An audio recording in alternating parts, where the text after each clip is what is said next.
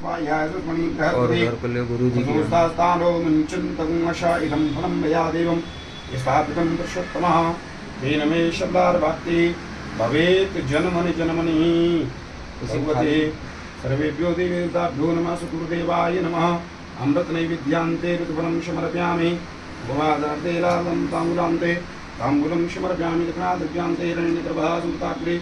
भूतस्य जाता प्रेतासे सदा यारं पृथ्वी व्यामदेशां कस्मै देवाय अभिषा विधेमः नादव्यं सोनकोटि प्रार्थना नमस्कारम् ओम गुरुर्ब्रह्मा गुरुर्विष्णु गुरुर्देवो महेश्वरा गुरु साक्षात् परब्रह्मा तस्मै श्री गुरवे नमः।